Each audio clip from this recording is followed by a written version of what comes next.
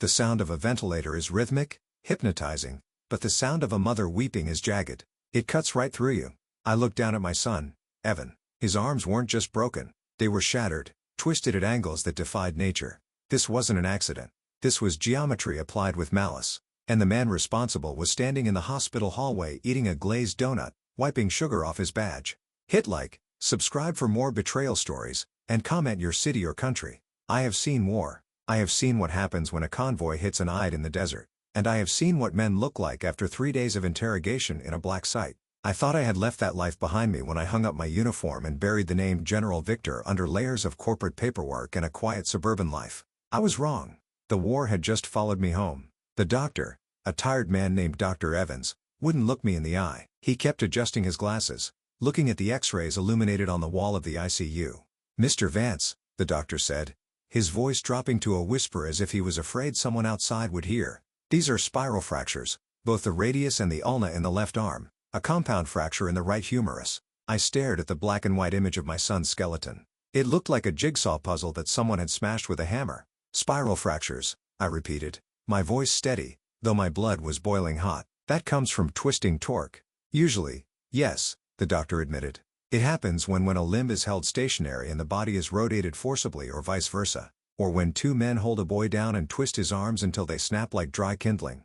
I said. My wife Amelia was sitting in the chair next to the bed, holding Evan's swollen, purple fingers. She hadn't stopped crying for 3 hours. She looked small, fragile.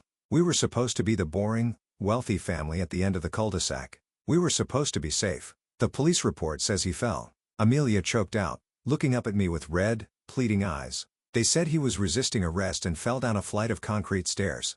I turned away from the x-rays and looked at Evan. He was 17. He played piano. He was looking at colleges. He had never been in a fight in his life. His face was beaten so badly his left eye was swollen shut. But it was the arms that told the true story. You don't get spiral fractures from falling.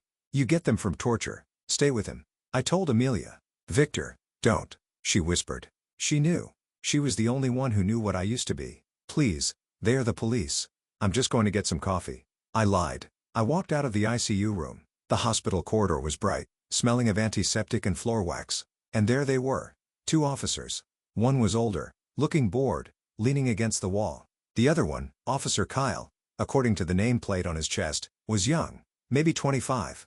He had a buzz cut, muscles that looked like they came from gym steroids rather than work, and a smug look on his face. He was holding a half-eaten glazed donut. I walked up to them. I didn't stomp. I didn't yell. I moved with the silence that 20 years of special operations teaches you. I was standing 3 feet from them before Officer Kyle even noticed me. "Help you, Pops?" Kyle asked, taking another bite. A flake of glaze fell onto his dark blue uniform. "I'm Evan's father," I said. The air shifted. The older cop straightened up, putting a hand near his belt. But Kyle just laughed. It was a short, sharp bark of a laugh. "Oh, right, the stairfall kid," Kyle said. He chewed slowly, looking me up and down. I was wearing a cardigan and slacks. To him, I looked like a soft, rich old man. "Look, Mr. Vance, is it? Your kid is in a lot of trouble. Assault on an officer, resisting arrest, possession of paraphernalia. We're doing you a favor by not cuffing him to that hospital bed right now." "He has broken arms," I said. "Both of them. He shouldn't have fought back." Kyle shrugged. Gravity as I looked at Kyle's hands. His knuckles were bruised, freshly red. There was a small cut on his ring finger. "Spiral fractures," I said softly. "That takes a lot of force, officer. You have to really enjoy it to generate that kind of torque." Kay stopped chewing. His eyes narrowed. He stepped into my personal space, using his height to try and intimidate me. He was tall, but he had no center of gravity. I could see 3 ways to disable him before he could drop his donut. But I did nothing. "Not yet. Are you accusing me of something, old man?" Kyle asked. His voice dropped, losing the fake polite tone. "Because let me tell you how this works in this town. We say what happened. The judge believes what we say. And if you have a problem with that, maybe we find a reason to search your car or your house or your wife's purse." It was a threat. Plain and simple. I looked at the older cop. "Is this how the department operates?" The older cop looked away. "Kid fell. That's the report. Take it up with the chief." I looked back at Kyle. He was smirking again. He thought he had won. He thought he was a wolf talking to a sheep. He had no idea he was poking a sleeping dragon. "My son plays piano," I said. It was a stupid thing to say, but it was the only thing anchoring me to sanity. "Not anymore." Kyle laughed. "Maybe he can learn to play with his nose." I felt a coldness wash over me. It was a familiar feeling. The ice. It's what happens when the human part of you shuts down and the soldier takes over. I memorized his face. The shape of his nose. The way his left ear stuck out slightly more than his right. I memorized his badge number. 4922. I want to file a formal complaint, I said. Kyle chuckled and leaned in close. So close I could smell the sugar and stale coffee on his breath. He whispered barely audible over the hospital PA system. You file a complaint and I guarantee you next time he doesn't just fall. Kyle hissed. Next time he stops breathing. Keep your mouth shut or next time it's his neck. He pulled back, winked at me, and tossed the rest of the donut into the trash can. Have a nice day, sir. They turned and walked toward the elevator, laughing about something the older cop whispered. I stood there for a long time. I looked at the trash can. I looked at the elevator doors closing. I didn't go back to the room immediately. I walked to the vending machine area where it was quiet. I took my phone out of my pocket. It was a sleek, modern smartphone, but I didn't use the regular dialer. I opened an encrypted app that looked like a calculator, typed in a 6-digit code, and waited for the secure line to connect. It rang once. Status? A voice on the other end asked. No hello. No names. Active, I said. My voice sounded strange to my own ears, devoid of emotion, stripped of the fatherly grief. I need a full dossier on the local police department. Specifically, Officer Kyle, badge 4922. I want his financials. I want his schedule. I want to know where he sleeps. Target package initiated, the voice said. Are we engaging? I looked down the hall back toward the room where my son lay broken, his future stolen by a man who laughed about it. We aren't engaging, I said, watching the elevator numbers drop. We are dismantling. I hung up. I walked back into the room. Amelia looked up hopeful. Did you talk to them? She asked. Did they apologize? I walked over to the bed and smoothed the hair back from Evan's forehead. He flinched in his sleep. No, I said softly. But they will. Bringing Evan home was a logistical nightmare that no parent should ever have to solve. Every bump in the road made him groan in his sleep. The pain cutting through the heavy painkillers they had pumped into his system. When we finally pulled into the driveway of our estate, the silence of the neighborhood felt mocking. The manicured lawns, the sprinklers ticking in the distance, the safety we paid millions for. It was all an illusion. We had to carry him inside. My driver, a sturdy man named Thomas, who knew better than to ask questions, helped me lift Evan out of the back seat. Evan was dead weight, his cast clunking awkwardly against the car door frame. That sound, plaster hitting metal, made my stomach turn. We got him settled into his bed. Amelia sat by his side, adjusting the pillows, her hands shaking. I walked into the living room and poured myself a drink. I didn't drink often, but my hands were trembling with a rage I hadn't felt since Fallujah. I turned on the television, hoping for a distraction. Instead, I found a nightmare. The local news was on. The banner at the bottom read, "Teenagan injured after attacking police." I froze. The reporter, a young woman standing in front of the police station, was reciting a script that was pure fiction. Police report that 17-year-old Evan Vance was apprehended late last night after officers found him acting suspiciously near the downtown district, the reporter said. When approached, the suspect became violent, assaulting Officer Kyle and resisting arrest. Police state that during the struggle, the suspect fell down a concrete stairwell, sustaining injuries. Drugs were found on the scene. I threw the glass. It shattered against the wall, leaving a dark stain on the wallpaper. Lies, I whispered. Evan didn't do drugs. Evan was an honor student. Evan was terrified of authority. They were painting him as a thug to cover their tracks. They were assassinating his character before he even woke up to defend himself. Victor, Amelia stood in the doorway, her face pale. Is that about us? They're controlling the narrative, Amelia, I said, my voice low. They know who we are, or at least they know we have money. They're getting ahead of the lawsuit. If the jury thinks Evan is a criminal, they won't care that the cops broke his arms. What do we do? She asked. I try to be the civilian, I said, walking past her toward the closet where I kept my safe. I tried to play by the rules, but they don't want a citizen. They want a war. I changed my clothes. I took off the cardigan and put on a dark tailored suit. I didn't put on a tie. I drove back into town, not to the hospital, but to the precinct. The police station was a fortress of brick and dirty glass. It smelled of stale coffee and floor cleaner. I walked up to the front desk. The sergeant on duty was a heavy-set man with a mustache that looked like a push broom. He didn't even look up from his paperwork. Take a number, he grunted. I don't need a number, I said. I'm here to speak to Chief Grant regarding the assault on my son, Evan Vance. The sergeant stopped writing. He looked up slowly, his eyes scanning me. He recognized the name. The Vance kid? He scoffed. Chief's busy, and unless you're here to pay his bail or turn in his accomplices, you're wasting my time. My son is in the ICU, I said. leaning on the high counter. He has spiral fractures. Your officers tortured him. Watch your mouth. The sergeant snapped. Officer Kyle is a decorated member of this force. Your son tripped. Clumsy kid. Maybe you should have taught him how to walk instead of buying him fancy cars. He knew. They all knew. It was a closed loop.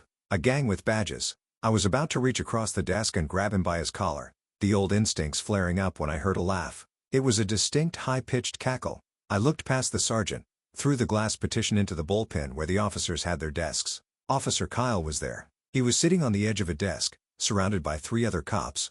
Blake, Dominic, and another one I didn't recognize. Kyle was holding a ruler. I watched frozen as Kyle bent the plastic ruler back. He was telling a story, using his hands to mimic a twisting motion. I told him, "Stop resisting." Kyle shouted loud enough for the room to hear, grinning. Then Kyle snapped the ruler. Crack. The other cops erupted in laughter. One of them, Dominic, high-fived Kyle. Sounded just like dry wood, didn't it? Dominic asked. Louder, Kyle bragged. Like a gunshot. Huh? They were reenacting it. They were celebrating the moment they broke my son's bones. It was their morning entertainment. I felt the blood drain from my face. The rage didn't explode. It imploded. It turned into a cold, hard singularity in the center of my chest. I stared at Kyle through the glass. He looked up, saw me, and for a second, he looked surprised. Then he just winked and made a shushing motion with his finger against his lips. I turned around and walked out. I didn't yell. I didn't demand to see the manager. I walked out into the cool night air. The sergeant yelled something after me, probably an insult, but I didn't hear it. I was already operational. I got into my car, but I didn't start the engine. I pulled out the burner phone again. I dialed the number. Status. The voice answered. The dossier isn't enough, I said. My voice was dead calm. I need full surveillance. I want audio bugs in the precinct bullpen. I want a tracker on Unit 4 Alpha. And I want financial audits on every officer in that room, specifically Kyle, Blake, and Chief Grant. That requires authorization level 5 general. The voice said that is domestic espionage. I am reinstating my commission effective immediately. I said, this is not a police matter anymore. This is a hostile insurgency operating on American soil. They attacked my family. Authorization code Archangel 01. There was a pause on the line. A long silence. Then the sound of keys typing rapidly. Code accepted. General assets are deploying. We will have eyes and ears inside the station within 2 hours. Good, I said, watching the police station lights flicker through my windshield. Burn them down. Start with their bank accounts. Then we come for the rest. I started the car. The engine purred, a low growl that matched the vibration in my chest. They thought they had broken a boy. They had no idea they had just declared war on a god. The night after the visit to the precinct, I couldn't sleep. Neither could Amelia. Every creak of the house made her flinch, and every time Evan whimpered in his room, she squeezed my hand. It wasn't fear in me anymore. It was calculation. I had spent years dismantling enemy networks in silence using precision, patience, and the inevitability of mathematics. Now that system was aimed at a group of men who thought their uniforms made them untouchable. At 3 a.m., my laptop lit up with encrypted feeds. My unit hadn't failed me. 2 audio bugs were active in the precinct, one in the main bullpen, another in the locker room. Their patrol car cam feeds had been remotely cloned. I could see through their dash cams, hear through their radios, and track them like prey. For an hour, all I heard was mundane chatter, traffic stops, dispatch calls, routine nights. Then at 3:47 a.m., a voice I recognized broke through the static. Kyle. He was bragging again. Man, I'm telling you, he said between laughter. You should have seen the rich kid cry when I twisted his arm. Blake almost puked from laughing so hard. Dude screamed like a rabbit stuck in a trap. You're messed up, Blake said, amused, but slightly nervous. Relax.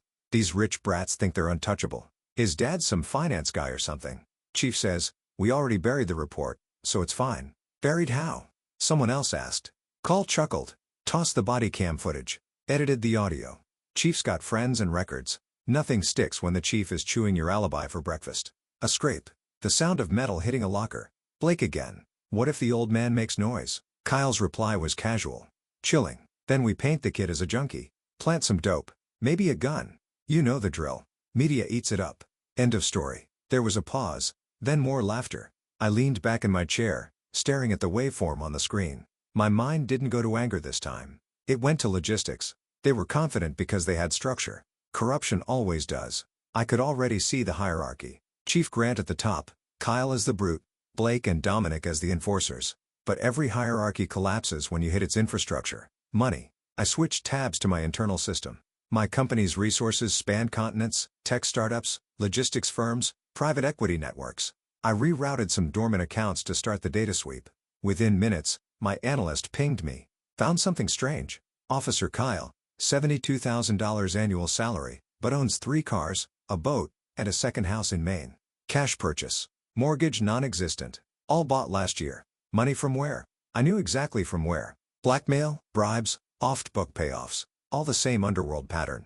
I traced the transactions. They funneled through a shell account tied to a construction company, one under Grant's wife's name. Amelia walked into the room quietly, her eyes red from crying. She wore one of my sweatshirts, sleeves dangling past her fingers. "You haven't slept," she said softly. I didn't look up. Sleep is a luxury when men like him breathe free air. "Victor, please." Her voice cracked. "If you escalate this, you'll bring them all on us." I looked at her, then really looked. Fear, loyalty, and something else. She was terrified, but she knew me. She knew the way I worked wasn't impulsive. It was surgical. "I won't start a war, Amelia," I said all in one. They started. She came closer, resting a hand on my shoulder. "Promise me you'll stop before you become who you were." I didn't promise her anything. I couldn't. By 9 a.m., I had a complete map, phone records, patrol routes, partners, bank trails. They were an ecosystem of arrogance. I was going to starve them of oxygen. The next few days were quiet, eerily quiet. No calls from the station, no visitors, no press, but I knew why. They were scrambling. The first cracks had formed. Then Thursday morning, Kyle's partner, Blake, called him while he was driving.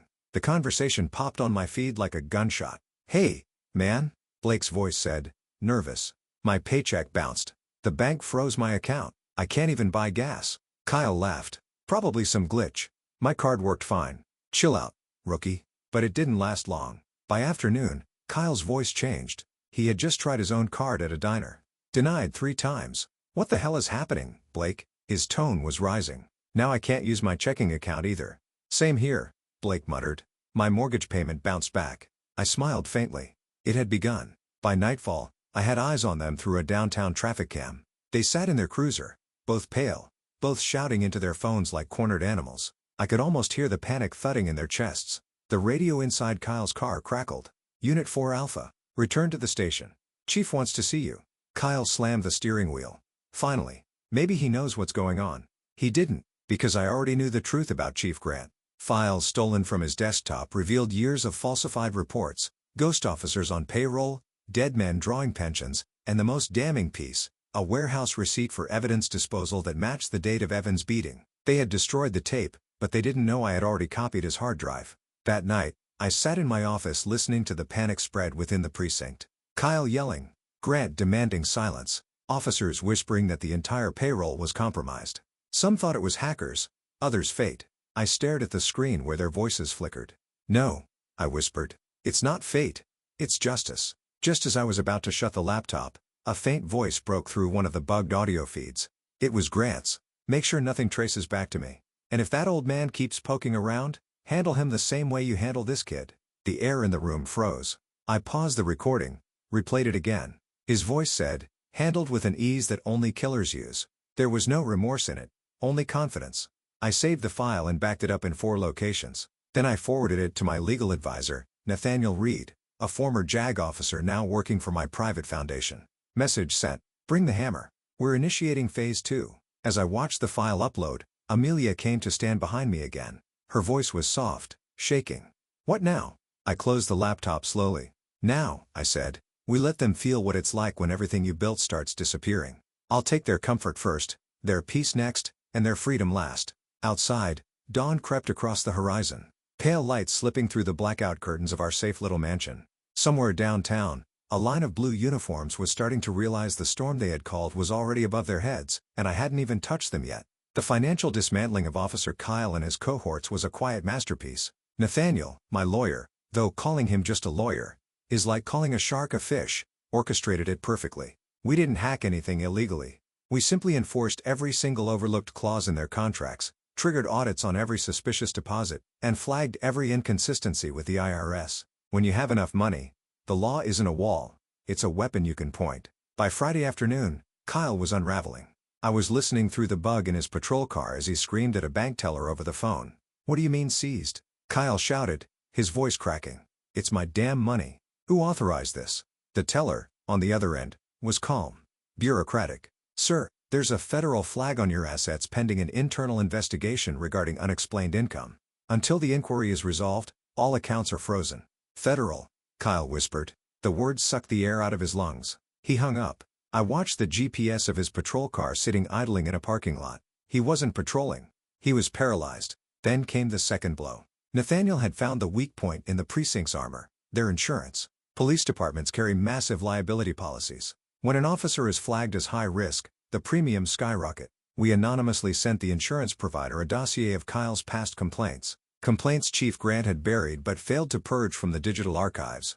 Within hours, the precinct received a notice. Policy cancellation warning. Chief Grant was furious. I listened to him raging in his office through the audio bug. Who is leaking this? Grant bellowed. How do they have these files? Half of these were shredded 3 years ago. I don't know, Chief. A timid voice replied. Probably the desk sergeant. But the insurance company says if we don't suspend Kyle and Blake pending review, they drop our coverage by Monday. Suspend my best men because some suit sent a letter. Grant slammed his fist on the desk. Get Kyle in here. I sat in my home office sipping black coffee, feeling the cold satisfaction of a plan working. But it wasn't enough. They were stressed, yes, but they were still free. Evan was still in a cast. I needed to see it. I needed to see the fear in their eyes, not just hear it through a speaker. I drove into town. I parked across the street from the precinct in my daily driver, a black sedan with tinted windows. I watched the front door. 20 minutes later, Kyle stormed out. He wasn't wearing his uniform. He was in civilian clothes, jeans, and a tight t-shirt. He looked smaller without the badge. He was pacing, talking on his phone, looking over his shoulder. He looked like a man who felt the walls closing in but couldn't see who was pushing them. He walked toward his personal car, a flashy sports car he had bought with that unexplained income. He pressed the unlock button on his key fob. Nothing happened. He pressed it again. Nothing. I watched as he tried the door handle. Locked. Then a tow truck pulled up. A big yellow flatbed. The driver hopped out with a clipboard. Hey, get away from my car, Kyle yelled, running over. Bank order, buddy. The driver said. Board. Repossession. Missed payments. I missed one payment because the bank froze my account. Kyle screamed, grabbing the driver's arm. The driver, a burly man who clearly dealt with angry people all day, just shook him off. Take it up with the lender. I just haul him. Kyle stood there helpless as his pride and joy was winched up onto the truck. He looked around wildly, searching for someone to bully, someone to arrest, but he had no badge. He had no gun. He was just a guy watching his life get towed away. And then he saw me. I rolled down my window just an inch. Our eyes met across the street. He froze. The realization hit him like a physical blow. He knew. In that moment, he connected the dots. The old man at the hospital, the general, the frozen accounts, the car. He started walking toward me, then running. His face was twisted in a snarl. You, he screamed. You dead son of I didn't move. I didn't flinch. I just watched him come. When he was 10 feet away, he stopped. 2 men had stepped out from the coffee shop next to my car. They were wearing suits. They were large. They were expect ops guys I kept on retainer for personnel security. They didn't draw weapons. They just stood there, arms crossed, blocking his path. Kyle looked at them. He looked at me. He looked at the tow truck disappearing with his car. You think this is funny? Kyle spat, breathing hard. You think money makes you safe? You have no idea who you're messing with. You think Grant is the top of the food chain? You're playing a game you can't win. I rolled the window down all the way. I'm not playing, Kyle, I said softly. I'm just cleaning up. You're dead, he hissed. You and that kid of yours. You hear me? Dead. One of my security guards took a step forward. Kyle flinched. He backed away, pointed a shaking finger at me, and then turned and ran down the street. I watched him go. A bully without his power is a pathetic thing. But his words stuck with me. You think Grant is the top of the food chain? That wasn't just bluster. That was a slip. He implied there was someone above the chief, someone pulling the strings. I picked up my phone and called Nathaniel. We need to dig deeper, I said. Kyle just hinted that Grant has a handler who controls the chief. I'll put the forensic accountants on it, Nathaniel said. But Victor, be careful. If this goes higher than the police, we might be dealing with organized crime or politics. It doesn't matter, I said, putting the car in gear. If it goes to the governor, I'll take him down too. I drove home. The image of Kyle's fear fresh in my mind. It felt good, but it was a temporary victory. The real enemy was still in the shadows. When I got home, Amelia was waiting at the door. She looked terrified. Victor, she said, her voice trembling. There was a package on the porch. My heart stopped. Where is it? I didn't touch it.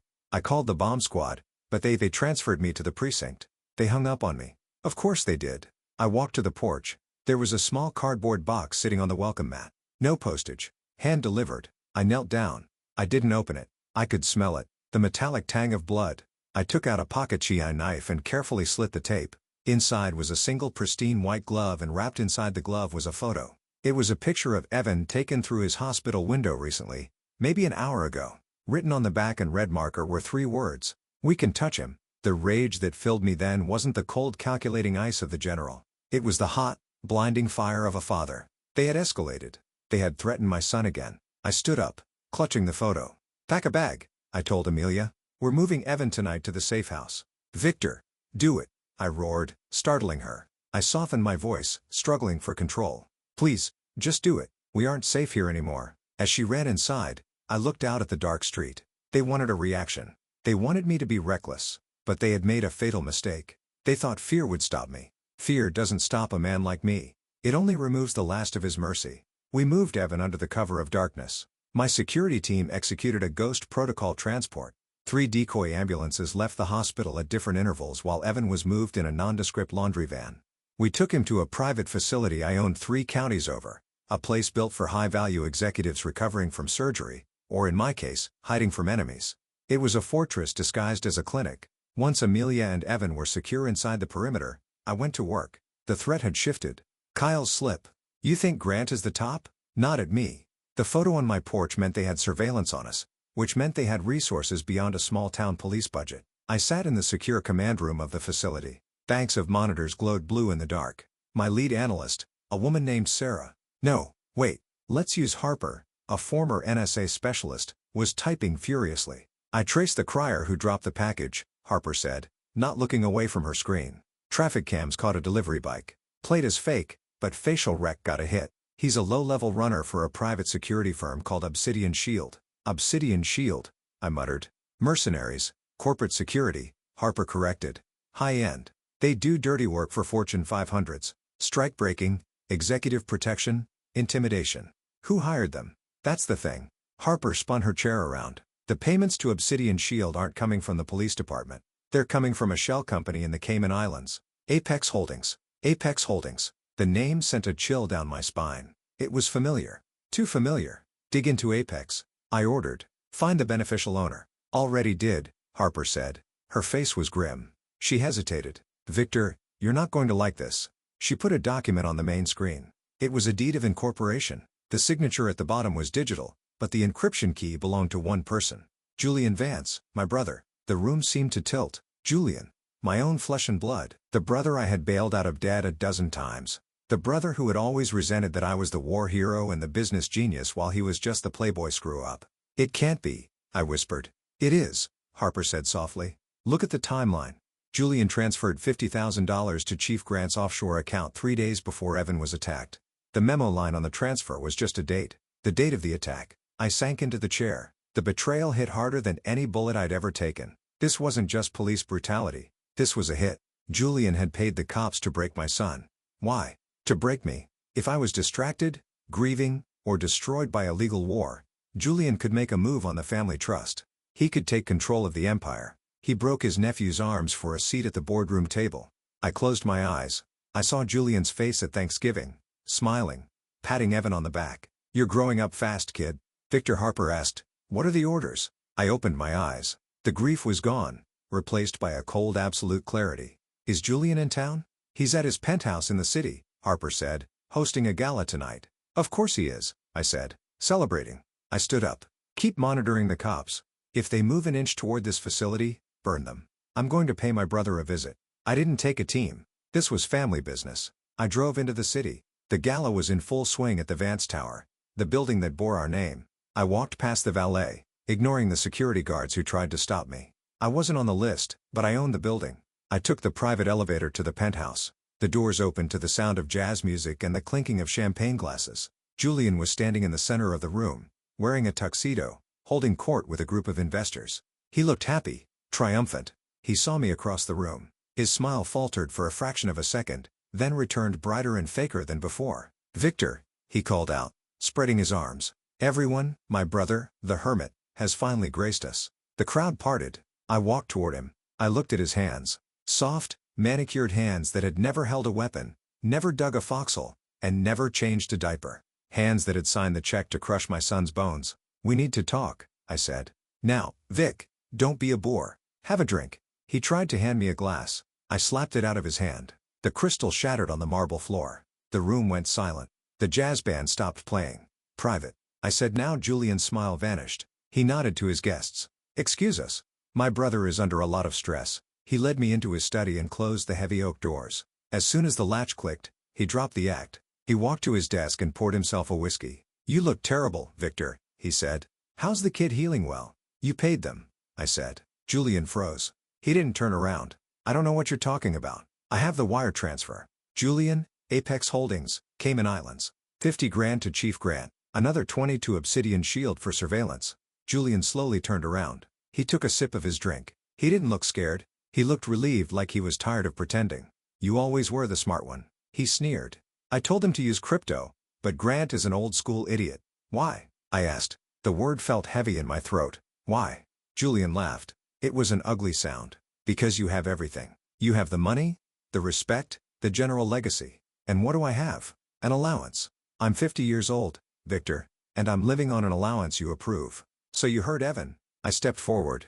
"You hurt a child?" "I didn't tell them to break his arms," Julian said, shrugging. "I just told Grant to rough him up, plant some drugs, get him a record, make you look like a bad father so the board would vote you out of the trust for instability. The cops, they got carried away. Kyle is a psychopath. That's not on me. It is on you," I said. My voice was dropping lower into that dangerous register. "You wound up the toy and set it loose. You don't get to blame the toy for what it destroys. So, what are you going to do?" Julian challenged. "Call the police. I own the chief. Sue me. It'll take years. By then, the scandal of Evan's drug arrest will have ruined you."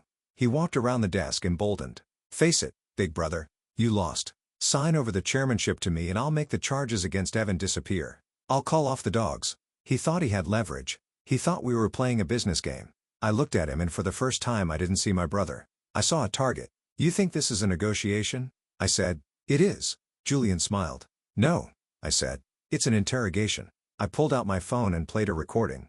It was Julian's voice from 10 seconds ago. "I just told Grant to rough him up, plant some drugs." Julian's face went white. "You're recording everything always." I said. "This goes to the board. It goes to the FBI and it goes to the press." Julian lunged for the phone. He was slow, pathetic. I caught his wrist, the same wrist I used to hold when we crossed the street as kids, and I twisted. He screamed. He dropped to his knees. "You broke my son," I whispered into his ear. "Now I'm going to break your life." I shoved him away. He fell against the desk, clutching his wrist. "Get out," Julian gasped. "Obsidian is downstairs. I'll have them kill you." "Obsidian works for the highest bidder," I said, opening the door. "And I just doubled their fee." I walked out of the study, leaving my brother broken on the floor. The gala was silent as I walked through. I didn't care. I had the proof. I had the brother. But the war wasn't over. The cops, Kyle, Grant, the ones who actually enjoyed the violence, were still out there. And now that Julian was exposed, they would be desperate. A desperate enemy is the most dangerous kind. I got into the elevator. My phone buzzed. It was Harper. "Victor," she said urgently. "We have a problem. Chief Grant just emptied the armory. He's issued SWAT gear to Kyle and his crew.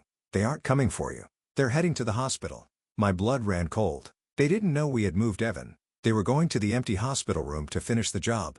"Let him go," I said. "Let him walk into the trap." The trap was simple but brutal. When you hunt wolves, you don't chase them into the woods. You leave a piece of meat out in the open and wait for them to come to you. The hospital room. Room 304, was the meat. I drove toward the hospital. Not to intervene, but to watch.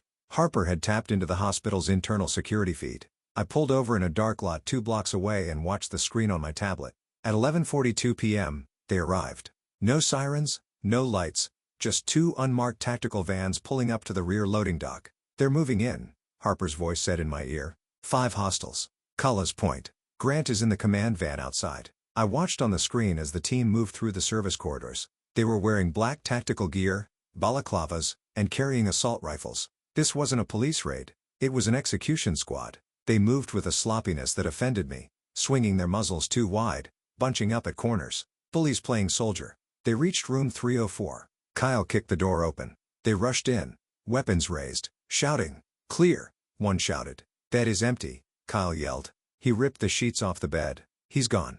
The little rat is gone." I pressed a button on my tablet. Inside room 304, the television on the wall flickered to life. The static cleared and my face appeared on the screen. It was a pre-recorded message. "Gentlemen," the video Victor said calmly, "if you are seeing this, you've just committed armed burglary and conspiracy to commit murder. Smile." Kyle spun around and shot the TV. The screen exploded in a shower of sparks. "Pull out," Kyle screamed into his radio. "It's a setup. Abort." But it was too late. I had already forwarded the live feed to the FBI field office in the state capitol. The bureau doesn't like it when local cops turn into hit squads. As they scrambled back to the vans, I started my car. I wasn't going to let Grant slip away. He was sitting in the command van, thinking he was safe behind the lines. I pulled up behind the van, blocking it in. I stepped out. I wasn't armed with a gun. I held a thick manila folder. Grant saw me in his side mirror. He opened the door and stepped out, his hand resting on his holster. He was a big man, sweaty with eyes that darted around like a trapped animal. "You're making a mistake, Vance," Grant growled. "You're interfering with a police operation." "Operation?" I asked, walking closer. "Is that what you call murdering a teenager in a hospital bed?" "We had intel he was armed." Grant lied. The lie was so lazy it was insulting. "I know about Julian." I said that stopped him. His hand froze on his gun. "I know about the 50 grand, I continued. "I know about Apex Holdings. And I know Julian just confessed on tape. He's going to give you up to save himself, Grant. That's what rich cowards do. They sell out the help." Grant's face turned a mottled purple. "I am the chief of police. You're a hired thug," I said. "And your contract just expired." I tossed the folder at his feet. It landed with a heavy slap on the asphalt. "What's this?" he asked. "Your surrender?" I said. "It's a list of every bribe you've taken in 10 years. Every evidence locker theft, every false arrest. You have 2 choices. 1, you drive away and I release this to the press, the feds, and the cartel guys you stole drug money from last year. 2, you give me Kyle." Grant looked at the folder. He looked at me. He looked at the back door of the hospital where his men were running out, panicked. "Kyle is my nephew," Grant said quietly. The revelation hit me. That's why Kyle was untouchable. That's why he could break bones and laugh. Needism protecting sadism. "Then you failed him twice," I said.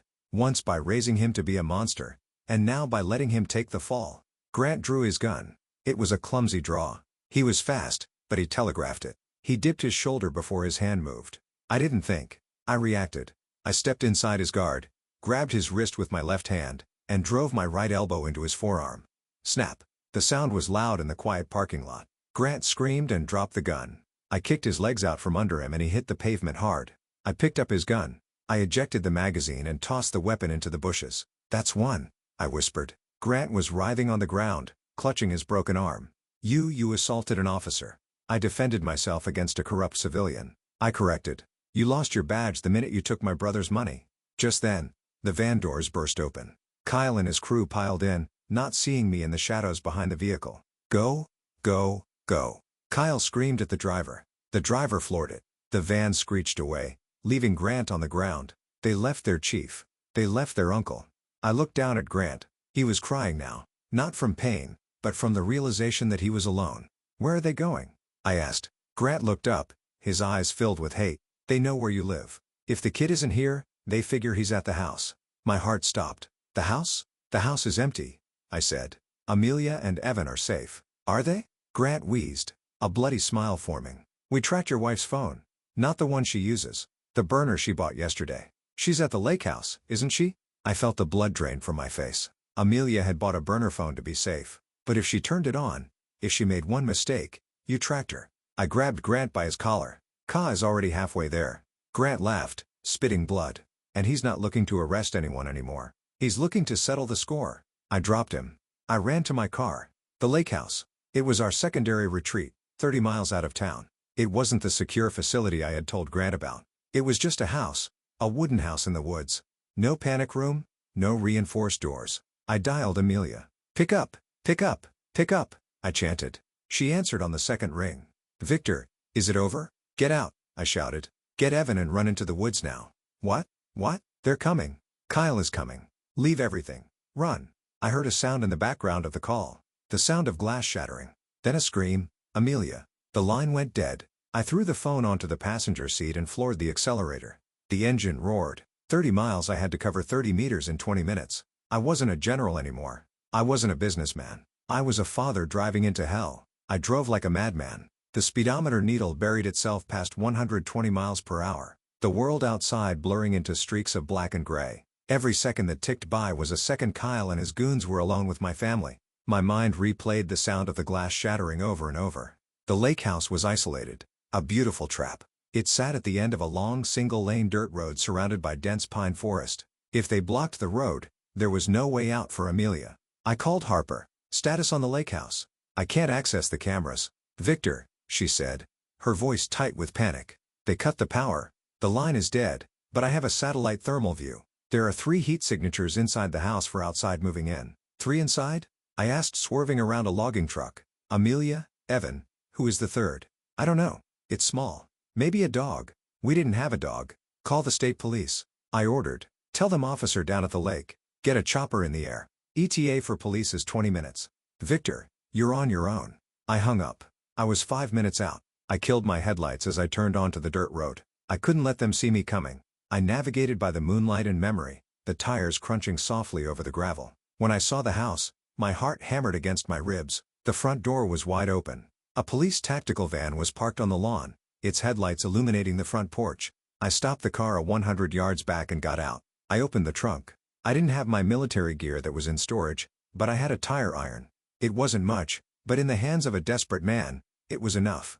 I moved through the trees, circling to the back of the house. I could hear shouting inside. Where is he?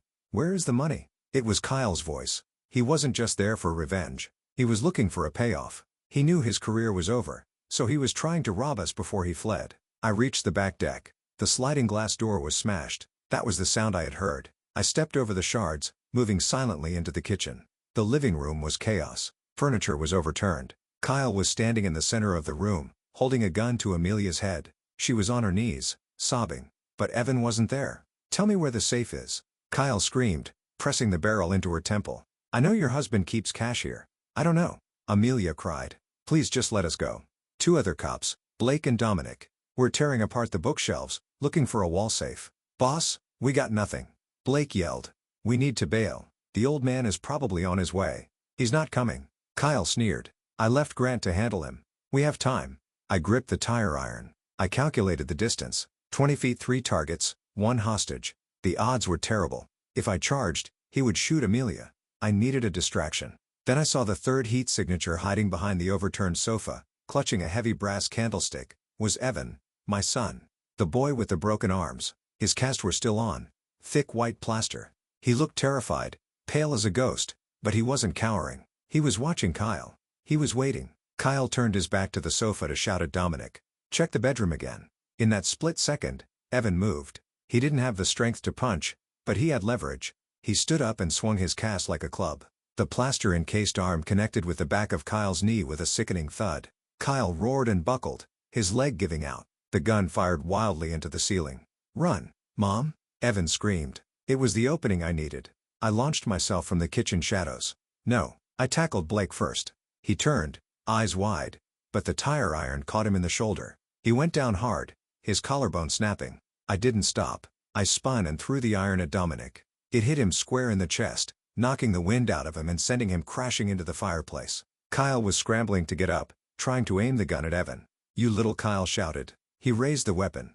I was too far away. Bang! The shot deafened me.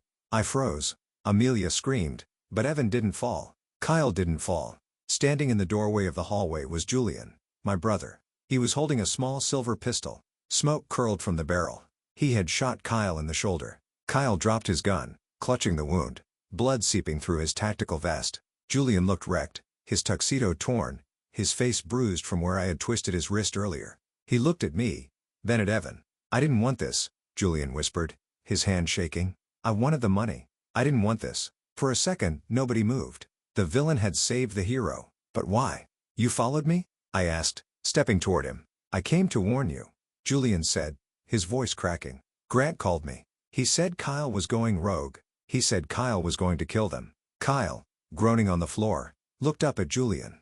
You sold us out, Julian. You promised us protection.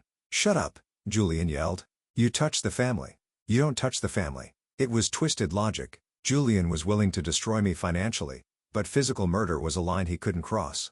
It was the only shred of humanity left in him. I walked over to Kyle. He tried to crawl away, dragging his bleeding leg. I kicked him onto his back. I stood over him. The general was back. "You broke my son's arms," I said quietly. "It was just a job," Kyle sobbed.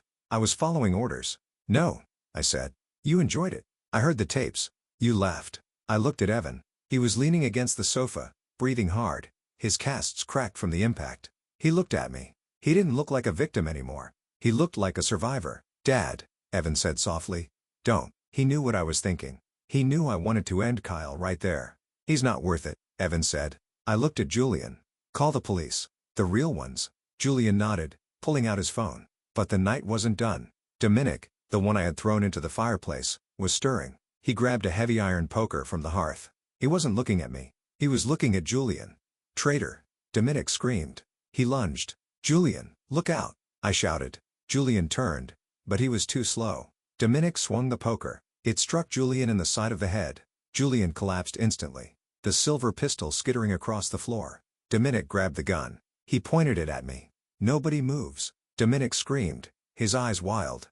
"Nobody moves or I kill the billionaire." We were back to square one. Standoff. "Put the gun down, son," I said, raising my hands. "It's over." "It's not over until we say it's over," Dominic yelled. "Kyle, can you walk?" "Yeah." Kyle grunted, forcing himself up. "Let's finish them and burn the house. No witnesses." They were going to do it. They were going to kill us all. I looked at Amelia. She was inching toward the kitchen counter where a block of knives sat. She caught my eye. A silent message passed between us.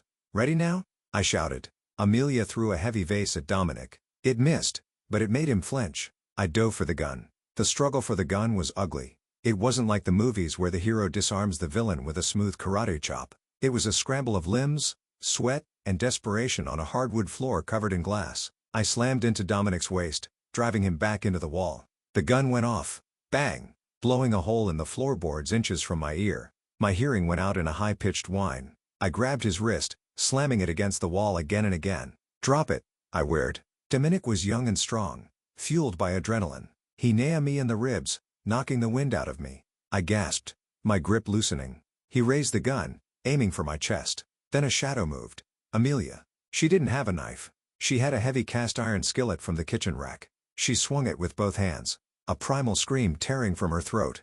Clang! The skillet connected with the side of Dominic's head. His eyes rolled back and he crumpled like a puppet with its strings cut. The gun clattered to the floor. I kicked the weapon under the sofa and scrambled up, gasping for air. "Behind you!" Evan screamed. I spun around. Kyle was up. He was injured, bleeding from the shoulder where Julian had shot him and limping from Evan's blow to the knee. But he was holding a knife, a tactical combat blade he had pulled from his boot. He lunged at me. I sidestepped, but not fast enough. The blade sliced across my forearm, cutting through my shirt and skin. Hot blood sprayed. "I'm going to carve you up, old man," Kyle hissed, slashing again. I backed away, circling the living room. I was bleeding. I was tired. I was 50 years old, fighting a man half my age who had nothing to lose. "You like breaking bones?" I panted. "Let's see how you like it." I didn't run. I stopped. I adopted a stance I hadn't used in 20 years. Krav Maga. Efficient. Brutal. Kyle lunged again, a clumsy overhand stab. I caught his wrist mid-air. I didn't just block it, I trapped it. I stepped in close, chest to chest, and used his own momentum against him. I twisted his arm behind his back, forcing the joint beyond its natural limit. "This is for the left arm," I whispered. I jerked upwards. Crack. Kyle screamed. A high, wet sound. His shoulder dislocated with a pop that echoed in the room. He dropped the knife, but I wasn't done. The title of this story wasn't a metaphor. I swept his legs, slamming him face first onto the floor. I pinned him with my knee on his spine. He was thrashing, begging. "Stop, please," I yelled. Evan didn't get to yield. I said, "Cold as ice." I grabbed his right arm, the one he used to hold the donut, the one he used to snap the ruler. "And this," I said, "is for the right arm." I pulled back. "No, no, no." Snap. I didn't break the bone. I shattered the elbow. It was necessary. A man with broken arms can't hold a gun. A man with broken arms can't hurt my family. I stood up, breathing heavily. Kyle lay on the floor, curled in a fetal position, sobbing into the rug. "It's over," I said. The room was silent except for Kyle's whimpering and a crackle of the fireplace. Amelia rushed to me, tearing a strip from her blouse to wrap my bleeding arm. "Victor, you're hurt." "I'm fine," I said, looking at Evan. "Are you okay?" Evan nodded. He looked at Kyle with a mix of pity and disgust. "Is Uncle Julian dead?" I walked over to where Julian lay. He was unconscious, bleeding from a head wound, but breathing. His chest rose and fell in shallow rhythms. "He's alive," I said. Barely outside, the sound of rotors cut through the night air. Flop, flop. Blue and red lights flashed through the windows, but they were brighter this time. More intense. "State police," I said. "Or feds." I walked to the front door and opened it. The front lawn looked like a scene from a movie. A helicopter was landing in the clearing. Four black SUVs screeched to a halt behind the local police van. Men in FBI windbreakers swarmed the property. "Federal agents, drop any weapons." I raised my hands. "House is secure. Suspects are neutralized." A woman stepped out of the lead SUV. She wasn't wearing tactical gear. She was wearing a trench coat. It was Agent Harper, my analyst. She wasn't just my employee. She was my liaison to the bureau. She walked up the steps, looked at me, looked at the blood on my arm. "You look like hell, Victor," she said. "You're late," I replied. "Traffic," she quipped dryly. She signaled her team. "Get medics in there. Secure the suspects." As the EMTs rushed past me, Harper lowered her voice. "We found Grant. He was crawling down the highway. He gave up everything. The bribes, the hit, Julian, everything. It's a clean sweep, Victor." I looked back inside the house. They were loading Kyle onto a stretcher. He was strapped down, screaming about his arms. "It's not clean," I said, watching them carry my brother out next. Family never is. They took everyone away. But as I looked at the dark forest, I knew the hardest part was just beginning. Healing isn't about winning a fight. It's about living with the scars. The aftermath of violence is bureaucracy. For the next 3 weeks, my life wasn't about battles or strategy. It was about depositions, affidavit, and witness statements. The story of the billionaire general who took down a corrupt police force went viral. Of course, the media dubbed me the vigilante of Vance Tower. I hated it. I wasn't a vigilante. I was a father who had run out of options. Evan's recovery was slow.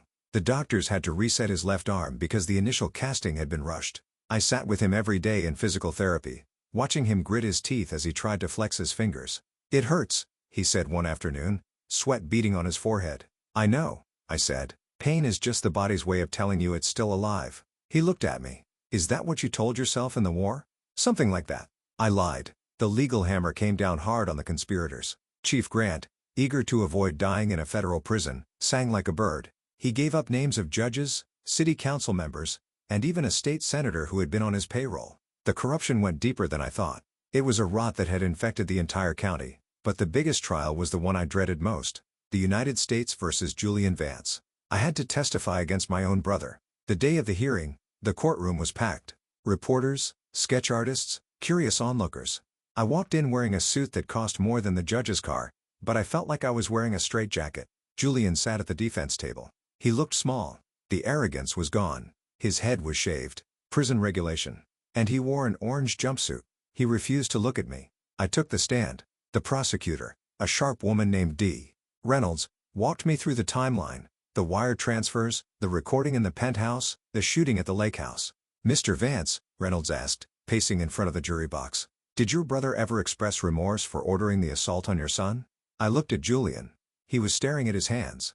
Hands that were shaking. "He said he didn't want Evan's arms broken." I said quietly. "He said the police got carried away." "And did you believe him?" "I believe he wanted to break my spirit. I said he used my son as a tool. Whether he wanted bones broken or just bruises, the intent was destruction." The jury scribbled notes. It was damning. Then it was the defense's turn. Julian's lawyer stood up. He was a slick, high-priced attorney I recognized from the country club circuit. "Mr. Vance," the lawyer began, "isn't it true that on the night of the incident at the lake house, Julian Vance shot Officer Kyle, effectively saving your life?" "He shot Kyle," I admitted. "And he warned you about the attack?" "Yes." "So, in the end, he chose family over the conspiracy." I paused. The courtroom held its breath. "He chose self-preservation," I said coldly. "He knew if I died, the investigation wouldn't stop. He was trying to buy leniency." Julian looked up then. His eyes were wet. He mouthed one word to me. "Sorry." I looked away. Sorry didn't fix spiral fractures. Sorry didn't erase the nightmare of seeing a gun to my wife's head. The trial lasted 3 days. The verdict took 3 hours. Guilty on all counts. Sentencing was set for a month later. As I walked out of the courthouse, a swarm of microphones was shoved in my face. "General Vance, How do you feel seeing your brother convicted? Will you visit him in prison? What about the police officers? I pushed through them, my security team clearing a path. I got into my car where Amelia was waiting. She took my hand. It's done, she said. Almost, I said. There was one loose end. A twist I hadn't seen coming until Harper dropped a file on my desk that morning. We drove, not home, but to a quiet, upscale cafe in the city center. I told Amelia to wait in the car. I walked inside. Sitting at a corner table, sipping an espresso, was Nathaniel, my lawyer, the man who had helped me dismantle Kyle's finances, the man I trusted with my life. He smiled when he saw me. Victor, to what do I owe the pleasure? Celebrating the verdict. I sat down. I didn't smile. I placed a single piece of paper on the table. It was a bank record. Not from Julian. From Nathaniel. What is this? Nathaniel asked, his smile faltering. It's a transfer, I said. From Apex Holdings, Julian's shell company. $10,000 a month for the last 5 years. Nathaniel went pale. He reached for the paper, but I put my hand over it. You were the mole, I said softly. You were feeding Julian information about my business deals for years. That's how he knew when to strike. That's how he knew about the trust fund clauses. Victor, wait, Nathaniel stammered. It was consulting fees. Legitimate work consulting on how to destroy your client. I asked. You played both sides, Nathaniel. You helped me destroy the cops because they were liabilities. You wanted them gone so they wouldn't implicate you. Nathaniel's face hardened. The friendly lawyer mask dropped. Julian promised me a seat on the board. He hissed. You treat everyone like soldiers, Victor. Tools to be used. I wanted a piece of the empire, so you let them break my son's arms. I said. I didn't know about the violence. Nathaniel protested. Too loud. People in the cafe turned to look. I just gave Julian the financial leverage. The cops were his idea. You're fired? I said fired? Nathaniel laughed nervously. Victor, I know where all the bodies are buried. You can't just fire me. I'll ruin you with regulatory leaks. I leaned in close. Nathaniel, look out the window. He looked. 2 FBI agents were standing by his car. I gave Harper the file an hour ago. I said, attorney-client privilege doesn't cover participation in a RICO conspiracy. You're not just fired. You're indicted. Nathaniel stood up, knocking his chair over. He looked at the door, then back at me with pure hatred. You really are a monster, he spat. No, I said, taking a sip of his abandoned water. I'm a father, and you threatened my cub. I watched as the agents came in and cuffed him. Another betrayer gone. Another weed pulled from the garden. I walked back to the car. Amelia looked at me, questioning. Is he? He's gone, I said. We drove home in silence. The sun was setting, casting long shadows over the city. It felt like the end of a very long war. But as any soldier knows, the silence after the gun stop is the loudest part. When we got home, Evan was sitting on the porch. He had a guitar in his lap. He couldn't play it yet. His casts were still on, but he was plucking the strings with a plastic pick held between his thumb and forefinger. A clumsy, simple melody. It was the most beautiful sound I had ever heard. I sat down next to him on the steps. Does it hurt? I asked. A little, he said. But the doctor said the bones will grow back stronger. Calcification or something. Calcification, I repeated. Harder than before. Yeah. Evan looked at me. Dad. Yeah. Are we safe now? I looked at the gate, at the new security cameras, at the peaceful street. We're safe, I said. I promise. And for the first time in months, I actually believed it. 6 months later, the winter had turned to spring, and the ice that had gripped my life began to thaw. The legal proceedings were finally wrapping up. The advanced conspiracy had become a case study in law schools. A perfect storm of corporate greed, police corruption, and family betrayal. I visited the state penitentiary on a Tuesday. It was a gray, rainy day. I wasn't there to see Julian. I was there to see Kyle. I needed closure, not legal closure. That was done. Emotional closure. I needed to look the monster in the eye one last time and see if the fire was gone. I sat in the visitation booth. The glass was thick, scarred with scratches. Kay was brought in. He looked different. He had lost 30 pounds. His buzz cut had grown out into a patchy, unkempt mess. His right arm, the one I had shattered, hung at an awkward angle. The prison doctors had said it, but it would never be straight again. He carried it stiffly like a dead branch. He sat down. He didn't pick up the phone. He just stared at me. I picked up the receiver. Pick it up, I said. My voice was calm.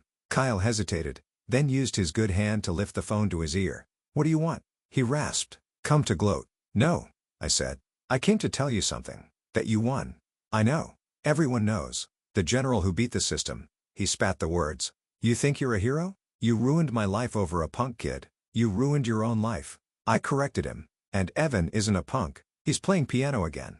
Kyle flinched. The mention of the piano seemed to hit him. Maybe it was guilt.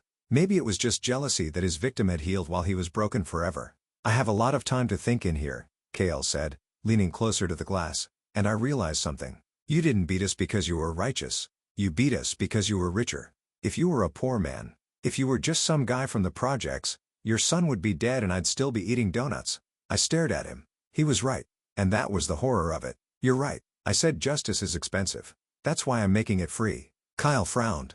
What? I started a foundation. I said the Evan Vance Legal Defense Fund. We're funding investigations into police misconduct in every precinct in the state. We're hiring the best lawyers money can buy to represent the people you used to bully. The poor guys you talked about. Kyle's eyes widened. I'm using my fortune to make sure men like you never sleep soundly again. I continued. Every time a cop breaks a rule, every time they plant evidence, every time they use excessive force, my lawyers will be there. You didn't just lose, Kyle. You started a revolution. Kyle slammed the phone down. He stood up, shouting something I couldn't hear through the glass. The guards grabbed him. As they dragged him away, he looked small, powerless, just a man in a cage.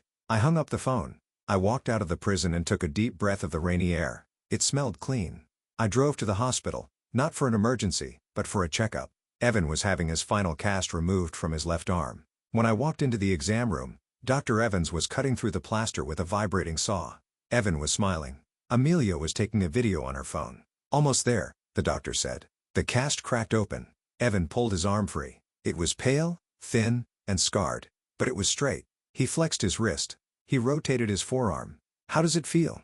Amelia asked. Light, Evan said. It feels light. He looked at me. Dad, look. He made a fist. It was weak, but it was a fist. Strong, I said, choking back a lump in my throat. Iron. We left the hospital and went to a diner for lunch. Burgers and shakes. It was a normal family moment, the kind we used to take for granted. So, Evan said, dipping a fry in ketchup. Uncle Julian wrote me a letter. The table went quiet. He did? I asked. The prison mail screeners must have let it through. Yeah. He sent it to the house. Evan pulled a crumpled piece of paper from his pocket. I took it. The handwriting was shaky. Evan, I don't expect forgiveness. I don't deserve it. I just want you to know that the greed ate me alive. I looked at you and I didn't see my nephew. I saw an obstacle. I became a monster. I'm glad your father stopped me. I'm glad I'm in here. Maybe I can find my soul again. Be good. Be better than us. Uncle Jay. I folded the letter. What do you want to do with this? I asked. Evan took it back. He thought for a moment. I'm going to keep it, he said. To remind me. Remind you of what? Amelia asked gently. That family isn't just blood, Evan said, looking at me. It's who shows up when the bleeding starts. I reached across the table and squeezed his hand. It meant I said that night I sat in my office. The house was quiet. I opened my laptop. The war room files, the surveillance logs, the DOSes on Grant and Kyle were still on my desktop. I selected the folder. Delete? The screen asked. I hovered over the button. Part of me wanted to keep it as insurance, as a trophy. The soldier in me never wanted to throw away intel. But the war was over and holding on to the weapons only invites the next fight. I clicked delete. The files vanished. The screen was empty. I closed the laptop. I walked upstairs to the bedroom. Amelia was already asleep. I lay down next to her, listening to her breathe. For the first time in 6 months, I didn't check the perimeter cameras on my phone. I didn't listen for footsteps in the hall. I just closed my eyes and I slept. A year had passed since the night at the lake house. The seasons had cycled through, washing away the blood and the fear, leaving behind new growth. We were at the grand opening of the Vance Community Center in the heart of the city, the same neighborhood where Officer Kyle and his gang used to terrorize locals. The building was beautiful. Glass walls, open spaces, and most importantly, a legal clinic on the ground floor that offered free representation to anyone who couldn't afford it. I stood on the podium adjusting the microphone. The crowd was massive, not just press and politicians, but real people, mothers who had lost sons to the system, fathers who had been silenced. They were all looking at me. They called me a vigilante. I began, my voice echoing in the hall. They said I took the law into my own hands. But the truth is the law had already been dropped. I just picked it up. Applause rippled through the room. This building isn't a trophy. I continued. It's a promise. A promise that no father should have to become a soldier just to protect his child. A promise that justice shouldn't have a price tag. I looked down at the front row. Amelia was there, radiant in a blue dress. And next to her was Evan. He wasn't the broken boy anymore. He was 18. He was standing tall and he was holding a violin case. He had switched instruments during his recovery. Piano required too much wrist rotation initially. So he picked up the violin to rebuild his dexterity. He ended up falling in love with it. And now, I said, stepping back, I'd like to introduce the reason we are all here. My son, Evan Vance. Evan walked up the steps. He was nervous. I could see his hands trembling slightly. A ghost of the trauma. He nodded to me. I patted his shoulder and left the stage. He lifted the violin to his chin. He closed his eyes. He began to play. It wasn't a sad song. It was fierce. It was fast, complicated, and full of sharp staccato notes that sounded like defiance. His fingers, the ones they had crushed, the ones the doctor said might never work right again, flew across the fretboard. The music filled the room. It was the sound of bones knitting together. It was the sound of a survivor screaming, not in pain, but in triumph. I stood in the wings watching him. Agent Harper appeared next to me. She was still my contact at the bureau, but we had become friends. He's good, Harper said. He's better than good. I said he's unbreakable. You know, Harper said quietly, Julian is up for parole in 7 years. He's been teaching literacy classes in prison. He asks about you. I watched Evan play the final note, a high soaring crescendo that hung in the air like a bird taking flight. The crowd erupted. 7 years is a long time, I said. Maybe by then I'll be ready to visit. And the foundation? Harper asked. We just got a case from Detroit. Single mom, crooked narcotics unit. I smiled. The war was over, but the work never ended. Send me the file, I said. Let's go to work. Later that evening, the house was quiet. The gala was over. The guests were gone. I sat on the back porch with Evan. The sun was setting, painting the sky in shades of purple and gold. You played well today, I said. Thanks, Dad. Evan looked at his hands. It felt like I was finally saying goodbye to it. To the fear. Fear is useful, I said. It keeps you sharp, but you can't let it drive the car. You have to put it in the back seat. Evan laughed. That sounds like something a general would say. It is, I admitted. We sat in silence for a while. Dad. Yeah. Do you think they ever regretted it? The cops? I thought about Kyle sitting in his cell nursing a broken arm and a broken ego. I thought about Grant, disgraced and alone. Regret requires a conscience, Evan, I said. I don't know if they regret the evil, but I know they regret picking a fight with us. Evan leaned back in his chair.